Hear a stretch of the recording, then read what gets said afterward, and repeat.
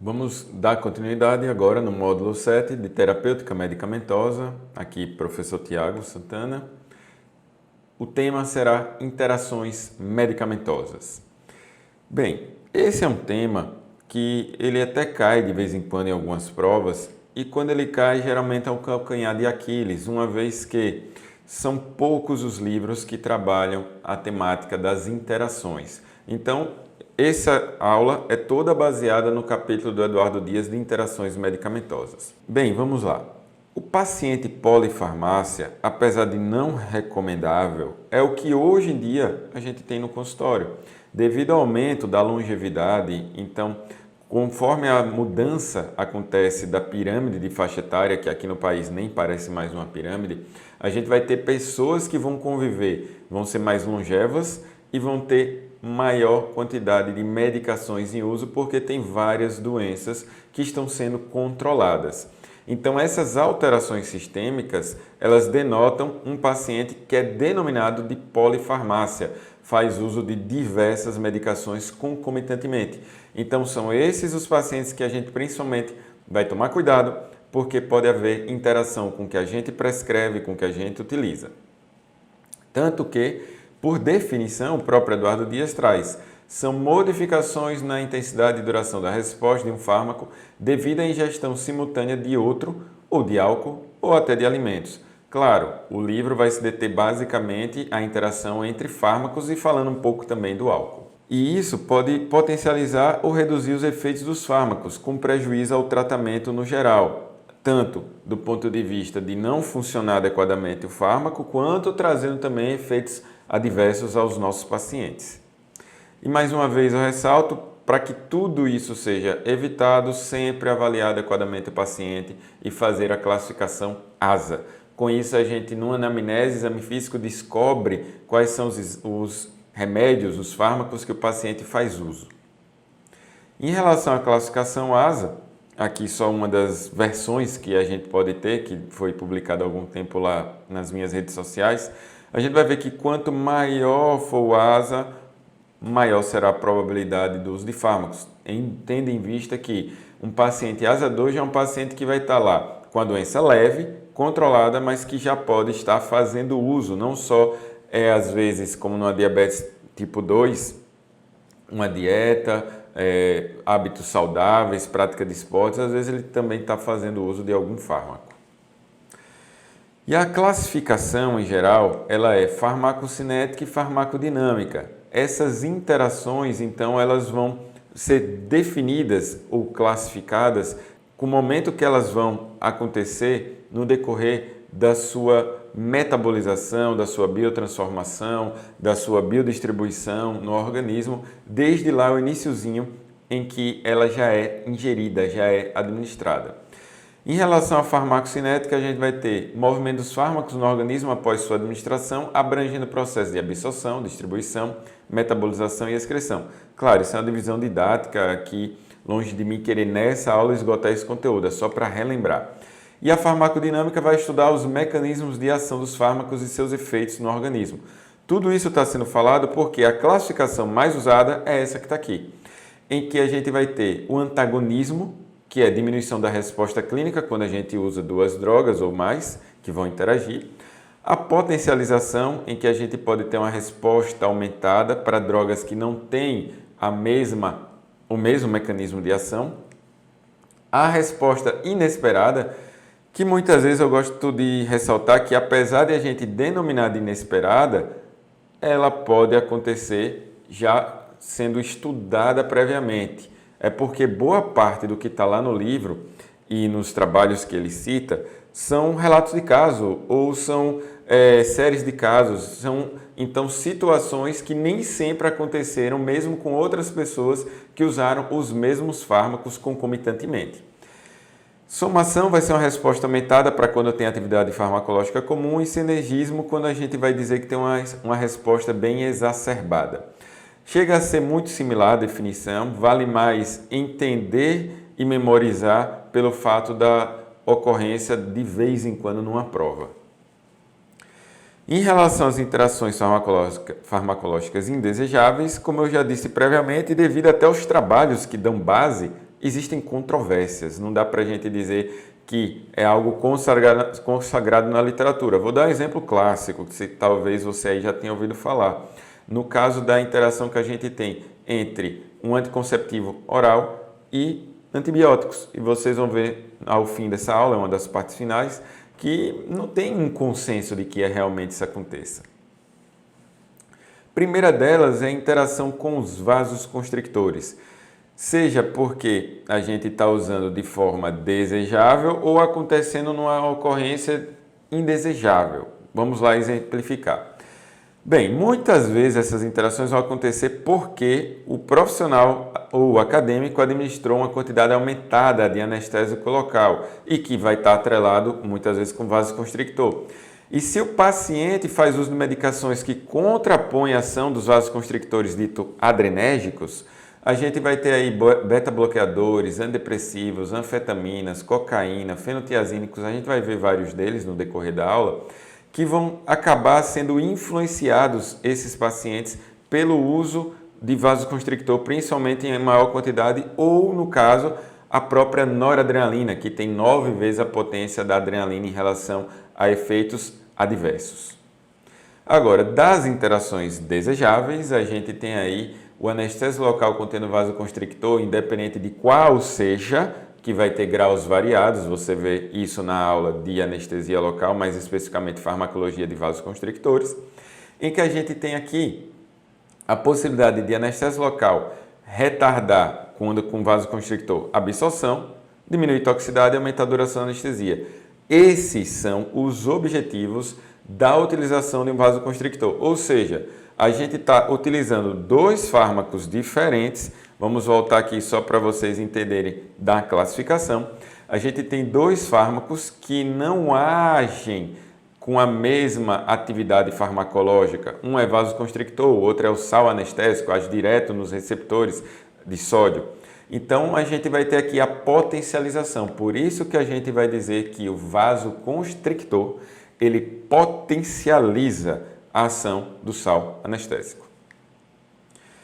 Ainda como interações, temos primeiramente aqui citado beta-bloqueadores. A gente vai ter efeitos antipertensivos, antiarrítmicos e antianginosos. Ou seja, vai evitar aí que esse coração possa ter uma angina do peito, que leva a infarto do miocárdio, alterações também do ritmo cardíaco, alterações patológicas do nódulo sinoatrial e também evitar o aumento dos níveis pressóricos arteriais. Os beta-bloqueadores também são utilizados para enxaquecas e para tremores involuntários. E os vasoconstrictores fazem esse efeito oposto, uma vez que eles vão atuar principalmente nos receptores beta do coração. E daí a gente vai ter essa possibilidade de, no caso de uma sobredosagem, ou num paciente descompensado, que talvez a medicação esteja numa subdosagem, ou o paciente não esteja tomando o horário correto, esteja esquecendo, isso acontece e não é muito raro não. Tem que sempre estar perguntando ao paciente como está o uso do fármaco. E a adrenalina vai agir então receptores beta-2, causando vasodilatação perifericamente, e alfa-1 perifericamente, causando vasoconstricção, receptores beta-cardíacos, aumentando a força de contração, fluxo sanguíneo, a pressão arterial e também, querendo ou não, levando ao aumento do débito cardíaco, a vasoconstricção periférica, vai estar tudo aí associado para esse aumento da pressão arterial. Em relação aqui aos receptores, já falei previamente, os receptores alfa, receptores beta, mais uma vez aqui só para ilustrar, pessoal, porque é raro para uma prova em geral que cobra mais clínica, mas tem algumas provas que cobram algo mais de bioquímica, algo mais básico de histologia e fisiologia humana. Então, só para sempre relembrar, receptores alfa no músculo liso, vasoconstricção, receptores beta no músculo liso dos vasos vai ser vasodilatação e estimulação cardíaca, beta-1, diferente aqui do beta-2. E nos pulmões, broncodilatação. Só para relembrar mesmo, a título de ilustração, poderia até passar sem estar relembrando, mas eu acho que sempre vale a pena para vocês estarem o tempo todo sendo experimentados no assunto. E com os vasoconstrictores a gente vai ter o seguinte, algumas medicações são beta-bloqueadores não seletivos, como o propanolol, alguns são seletivos, como a atenolol, e outros possuem ação vasodilatadoras, como o nebivolol, que é um antagonista alfa-1. Independente desses fármacos, os vasos constrictores vão interagir, causando uma antagonização do efeito deles, prejudicando assim o paciente.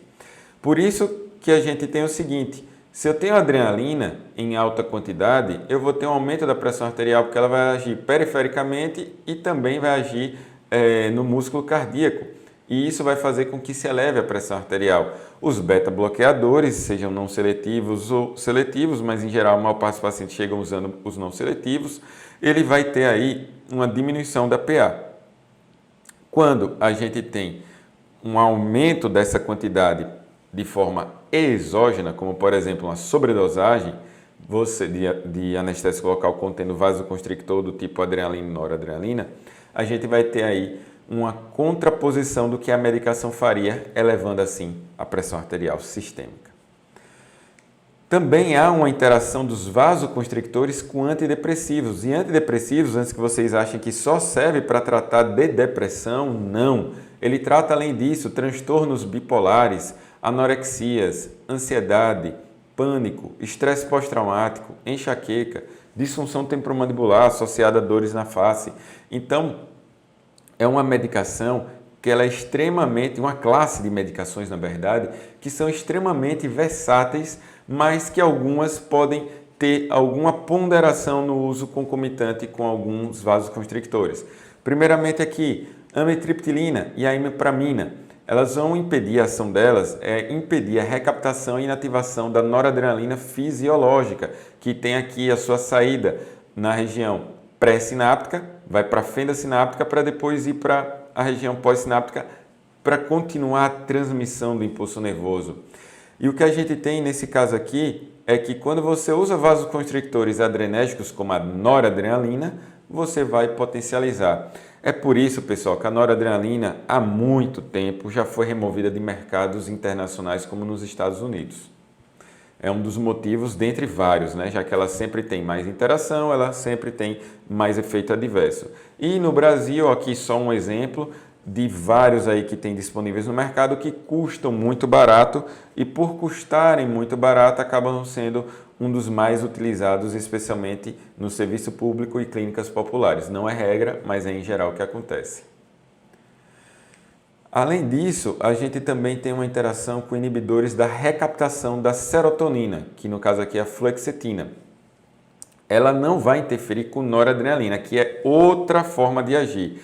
É porque essa medicação, ela vai ter o seguinte, vai ter uma interação com a lidocaína, que é o sal anestésico. A gente vai ter um impedimento, enquanto uso dessa medicação, das enzimas hepáticas que fazem a biotransformação, a quebra da lidocaína, podendo, nesse caso, levar a uma sobredosagem do fármaco, mesmo que você não tenha atingido a dose máxima recomendada, porque o paciente está temporariamente incapaz de quebrar essa molécula. Então, nesse caso, quando o paciente usar fluoxetina, você usa outra anestésico local, como a própria mepivacaína, como uma segunda opção. Também temos a interação dos vasoconstrictores com uma classe de drogas que já foi removida do Brasil em 2011, mas voltou por um projeto de lei político em 2017, que tinha sido removido pela Anvisa em 2011. E essas medicações são aquelas que influenciam no apetite, que tem a ver então com a ingestão de alimentos. O que é que acontece nesse caso? Essas medicações têm como efeito adverso uma liberação de catecolamina nas terminações nervosas adrenérgicas, uma vez que ela atua diretamente no sistema nervoso central, de forma muito similar ao que acontece na cocaína. Então, o paciente que faz uso das anfetaminas, eles vão ter temporariamente, principalmente quando ainda estiver atingindo o pico plasmático da droga, a gente vai ter taquicardia, aumento do batimento cardíaco. Então, esse aumento da pressão arterial pode colocar o paciente em risco se ele tiver acabado de fazer uso, ainda estiver no momento ainda da meia-vida plasmática, e daí você faz um atendimento, sei lá, de urgência e administra uma dose um pouco maior de sal anestésico contendo vasoconstrictor. Você pode colocar esse paciente em risco, inclusive de um infarto agudo do miocárdio e um acidente vascular encefálico. Com cocaína, devido a ser uma droga ilícita, que é simpático-mimética, ela vai liberar noradrenalina e impedir ainda a sua recaptação, ou seja, aumenta a quantidade de noradrenalina circulante.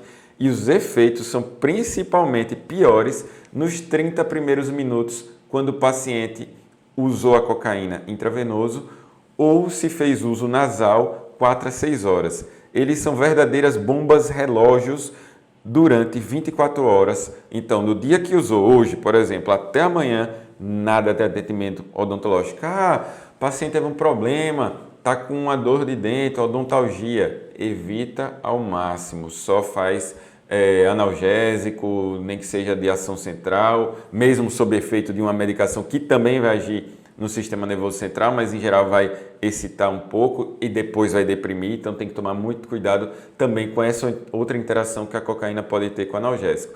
Então, no final das contas, é mais uma dessas interações que pode acontecer.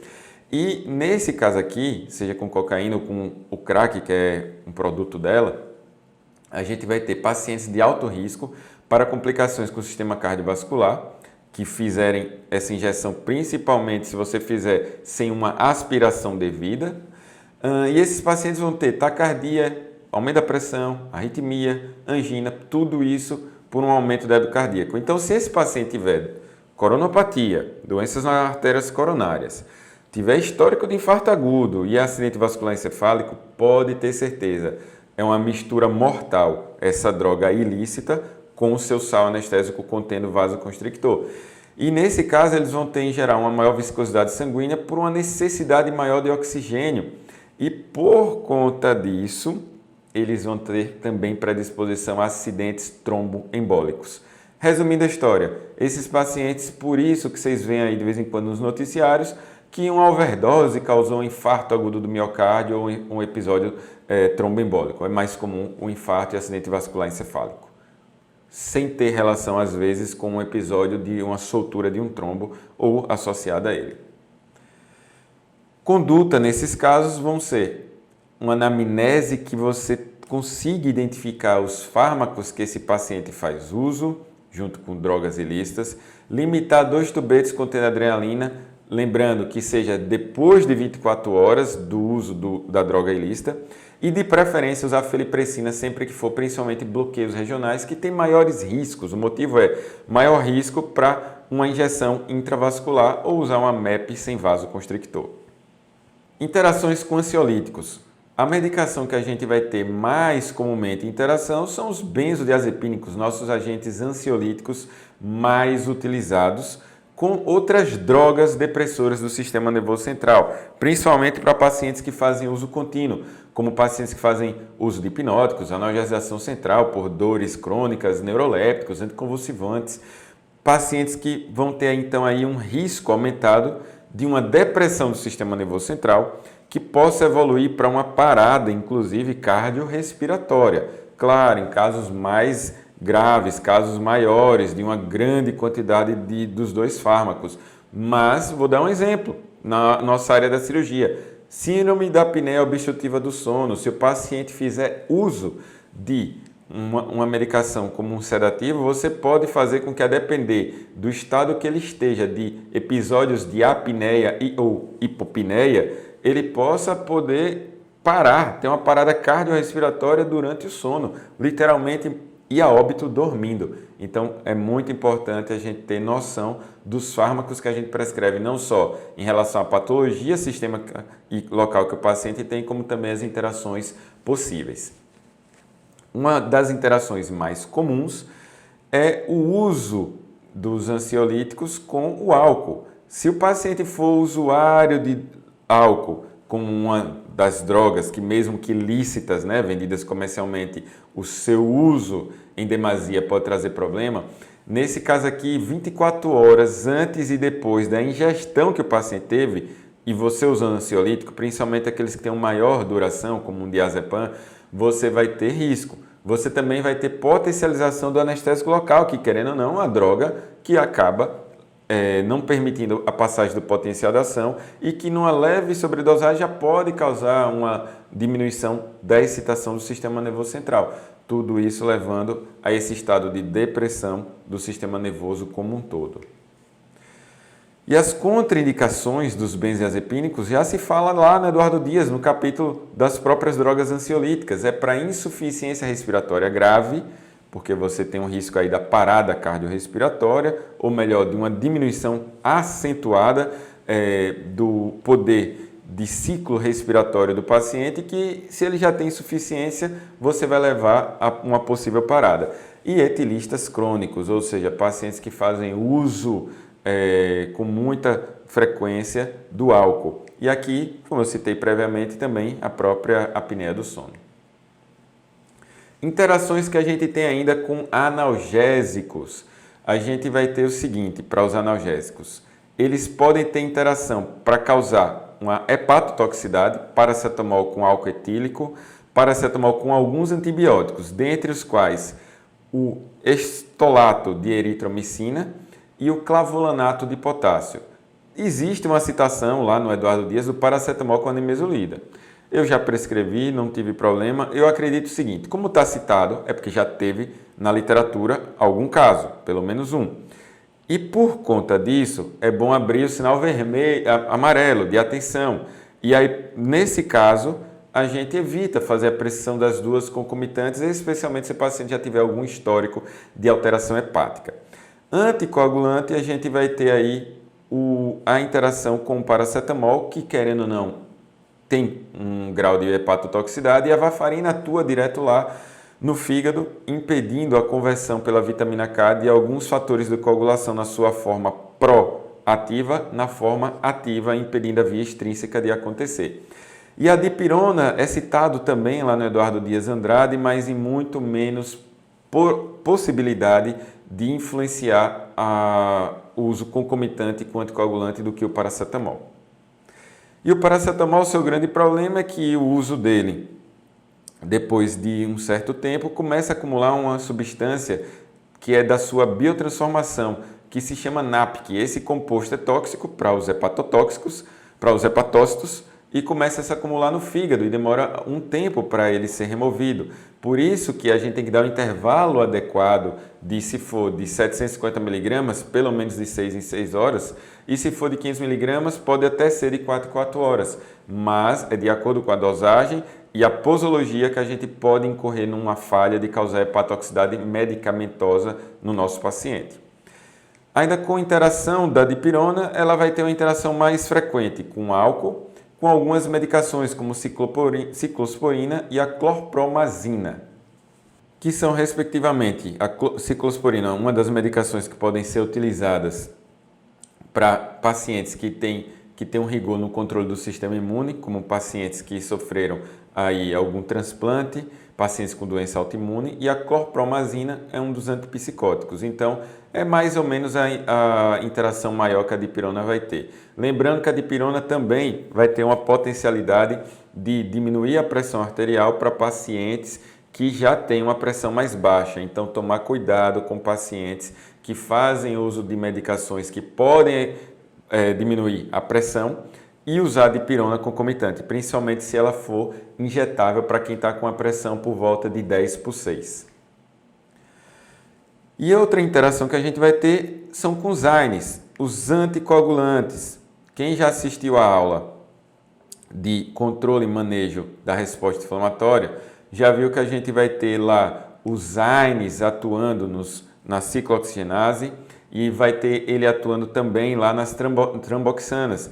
E a gente vai ter o seguinte, eles vão impedir a agregação plaquetária e, por isso, vão potencializar a ação de anticoagulantes.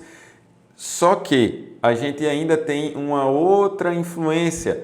Eles influenciam também, intervêm na homeostase do sistema cardiovascular, principalmente os coxibes. Então vejam a complexidade que a gente tem nos AINES. E por influenciar na homeostase, a gente vai ter uso dessas medicações como profilaxia a tromboembolias para infarto agudo do miocárdio, acidente vascular encefálico e distúrbio de válvulas ou válvulas cardíacas protéticas.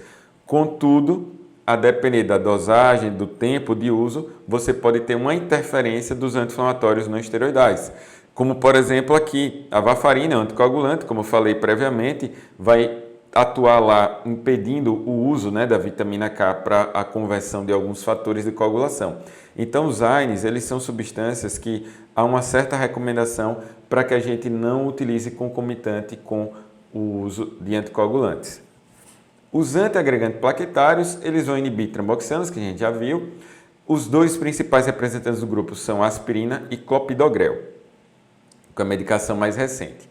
Então, o que é que a gente vai ter aqui? O uso preferencial de corticoides nesses pacientes, porque a gente não vai ter a interferência ou potencialização se você vai fazer uso de alguma medicação para um paciente que já usa uma dessas medicações. Não precisa prescrever outro AINE, use corticoide para que você não tenha algum efeito adverso, como a gente viu no slide anterior, na homeostase do sistema cardiovascular.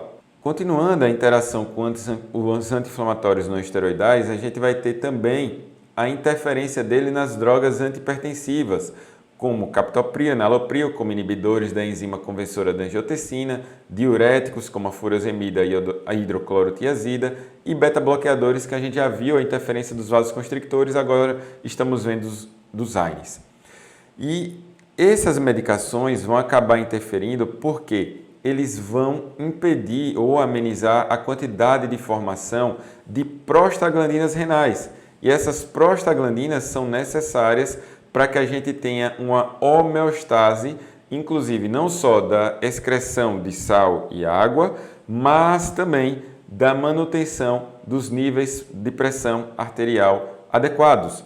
Então, nesse caso aqui, a homeostase renal e, querendo ou não, do sistema cardiovascular, pode ter a interferência dos AINES. Então, se o paciente usa drogas antihipertensivas, a gente vai evitar usar os AINES. E para tal, a gente vai então utilizar corticoide no lugar dos AINES para não ter influência aqui em todas essas fases aqui da excreção renal. Já com os hipoglicemiantes orais, eu vou fazer uma ressalva. Corticoide leva a um aumento da hiperglicemia, pessoal. Só que é relatado lá no Eduardo Dias que quando os pacientes fazem uso desses fármacos, como a clorpropamida e a glibenclamida, que são relativamente comuns para aquele paciente, principalmente diabetes tipo 2, que só dieta, melhora da condição de qualidade de vida não foram suficientes. Esses AINES vão se ligar nos sítios receptores da albumina e vão induzir hipoglicemia nesses pacientes, porque eles vão fazer um sinergismo com os hipoglicemiantes orais. Mas, em geral, não é o que a gente vai ter sempre ocorrendo.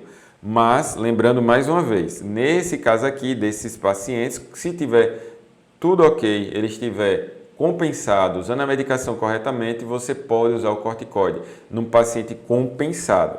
No paciente descompensado, o corticoide não se usa porque você vai ter aí um fármaco que vai elevar os níveis glicêmicos sanguíneos.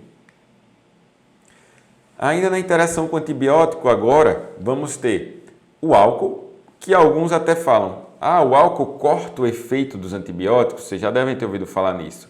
Na verdade é o seguinte, devido ao álcool aumentar a quantidade de suco gástrico, vai diminuir a absorção da mucosa do trato gastrointestinal. E além disso, ele também induz uma maior quantidade de enzima citocromo P450, que, querendo ou não, está associada à biotransformação dessas drogas. Então, em outras palavras, o que é que o álcool faz? De duas vias, de duas formas, ele potencializa a metabolização dos antibióticos. Aí por isso que se fala, não pode tomar antibiótico usando álcool não. Não tome álcool não. Existe uma verdade no tal do dito popular. Por quê? Porque a gente vai ter aí a produção maior de suco gástrico, diminui a absorção de mucosa, maior metabolização no fígado, menor quantidade de droga que é biodisponibilizada para poder agir. E os efeitos do álcool a gente bem sabe, né? Conforme vai passando, ou melhor, aumentando, a gente vai deixando de ter plena consciência, sempre tomar cuidado, porque eu pouco atendi pacientes alcoólatras, mas eu lembro bem que eu precisei fazer uma cirurgia de fratura de mandíbula em um e esse paciente nos deu trabalho porque no pós-operatório, depois que ele estava já na sala de recuperação, todo mundo foi correndo porque ele literalmente teve uma parada cardiorrespiratória e mesmo o anestesista revertendo a droga, usando flumazenil, tudo certinho, a droga recirculou porque um paciente desse ele é mais resistente, ele precisou usar mais fármaco de anestesia geral, como também precisaria na anestesia local. Então fica aí a dica. E a interação ainda que acontece com o álcool etílico, ocorre um efeito chamado de disulfiram, que a gente vai ver agora logo a seguir, que é um acúmulo da quantidade de acetaldeído do álcool, que o paciente tem uma sensação que ele descreve como se ele fosse morrer. E isso pode ser potencializado, pode acontecer quando a gente tem uso concomitante de fármacos que têm grupamentos nitrogenados, como metronidazol, ampicilina e cefalosporina. Então, esses antibióticos aqui, tomar muito cuidado quando o paciente for inventado ingerir álcool. Ah, professor, não tem como saber. Concordo, mas tem que ser avisado que existe, inclusive, esse risco. E aí, quando a gente vai ver, o quadro clínico é muito grave. A gente vai ter um paciente que fica extremamente avermelhado, com dispneia, taquicardia, de repente a sua PA cai, começa a ter dor no tórax, transpiração, náusea e vômito. Por isso que é descrito como um efeito que praticamente é como se o paciente visse a morte. Então o que é que acontece? Esses fármacos que contêm esses compostos nitrogenados, eles acabam influenciando para diminuir a quantidade de uma enzima chamada de acetildesidrogenase, que é quem faz a conversão aqui do etanol no acetaldeído. Então vai acumular mais etanol e por isso vai ter o efeito disulfiram. Então tomar muito cuidado com isso, porque não é só o cortar efeito de alguns antibióticos. Alguns deles vão piorar a condição do uso do álcool. Então esses fármacos, esses antibióticos, por exemplo, que contêm esse grupamento N2, eles vão inativar a acetildesidrogenase, que é uma enzima que faz a conversão do etanol em acetaldeído, então o aumento do álcool bruto vai ficar maior, por isso que vai acontecer o efeito disulfiram, levando aí o paciente a ter esse risco de ocorrência desse quadro clínico. Uma outra ação que o álcool faz é um aumento da diurese, porque o álcool vai inibir o hormônio antidiurético que a gente tem, vasopressina, e por isso vai aumentar a excreção das substâncias. Então, mais outra característica, vai excretar mais rápido os antibióticos, eles não vão ter a possibilidade, muitas vezes, de atuar ainda na forma ativa. Então, por conta disso, vamos lá, só recapitulando para o que a gente viu aqui da aula. A gente vai ter uma diminuição da absorção dos antibióticos, eles vão ser mais degradados, a gente tem risco para alguns do efeito disulfiram, e além disso, a gente vai ter a excreção deles mais rápido. Então, antibiótico e álcool não se misturam, que fique bem claro. Por isso que, no final das contas, o Eduardo Dias coloca: não ingerir álcool durante tratamento algum e 48 horas após o término da terapêutica medicamentosa também, sob risco de efeitos tóxicos. Então, memorizar aqui até 2 dias e também antes, nada de álcool. Por fim, aqui a gente está no finalzinho da aula, tem interações ainda com antibióticos com contraceptivos orais. É controverso. Fala-se de que a rifampicina seria o único antibiótico que tem comprovação científica de que ele realmente leva a uma alteração por uma supressão dos hormônios folículo estimulante e luteinizante. E isso vai depender muito do nível que a paciente está, né, hormonal. No final das contas, a interferência que a gente vai ter, então, a rigor da rifampicina, vai minimizar a eficácia do anticontraceptivo. Por isso que se fala o seguinte: por mais que não tenha uma certeza, acredita-se que eles induzam enzimas microsomais hepáticas, interfiram no ciclo enterohepático, diminuam a absorção do contraceptivo oral no trato gastrointestinal e aumentem sua excreção, de forma muito similar ao que o álcool causa com antibiótico, o antibiótico causa com contraceptivo oral. E por isso que o protocolo é esse, descrito na literatura, inclusive em livros de semiologia. Protocolo para prescrição de mulheres em idade fértil, que a gente vai considerar todas em idade fértil, até que se prove o contrário, todas são potencialmente grávidas. Avisar a paciente do potencial de redução da atividade do contraceptivo, usar métodos não hormonais, então, no caso, vai pedir para que sejam usados métodos preservativos, uso de preservativos. Falar da importância de seguir essas recomendações e pedir para assinar o termo de consentimento livre e esclarecido. É citado no livro caso no exterior de que o dentista foi acusado de ser o culpado, imagina que coisa, culpado da gravidez da paciente, porque o profissional não avisou que o antibiótico cortava o efeito, tinha uma interação medicamentosa de minimizar a ação do contraceptivo oral. Ainda temos com varfarina, que também vai ser uma medicação que a gente já viu 2 vezes aí, a interação dela com paracetamol, a interação dela menos, mas também com AINE, a interação, ou melhor, com dipirona, que não é tão consagrada, a interação dela com AINE e agora a interação dela com antibiótico, onde a gente vai ter ela como antagonista da vitamina K e são citados 3 principais que interferem. A eritromicina, a claritromicina, menos utilizadas hoje em dia, e o metronidazol. É bom vocês saberem quais são os fármacos citados no Eduardo Dias, porque como ele é o livro mais utilizado nas provas de residência, é bom literalmente devorar essa aula, inclusive em relação a quais são esses fármacos. E enfim, finalizando essa parte, a gente vai ter interações com fitoterápicos, porque eles vão acabar estimulando a enzima citocromo P450, e isso vai levar a grandes alterações da concentração que a gente vai ter no plasma sanguíneo dos fármacos, que vão ser metabolizados mais rapidamente. E daí o Eduardo Dias traz na sua última versão, 2014, alguns desses fitoterápicos mais usados no Brasil. Erva de São João, ginkgo biloba, ginseng, mas no final das contas, a medicação alopática mais influenciada é a varfarina. Então, fala-se que algumas dessas medicações acabam tendo uma interferência direta na ação da varfarina, potencializando a ação dela e, com isso, lembrando da aula de exames complementares, a gente vai ter um risco maior, um INR aumentada, talvez, nesses pacientes. Por isso, tomar cuidado, porque às vezes o paciente nem fala na anamnese que usa fitoterápico, porque ele considera que, como não é uma medicação alopática, da alopatia, da nossa medicina e odontologia tradicional, não há por que identificá-la para o profissional. Por isso que eu sempre pergunto, usa algum fitoterápico? E vejo com muita recorrência esse ginkgo biloba, pelo menos para aqui para o Nordeste, sendo utilizado.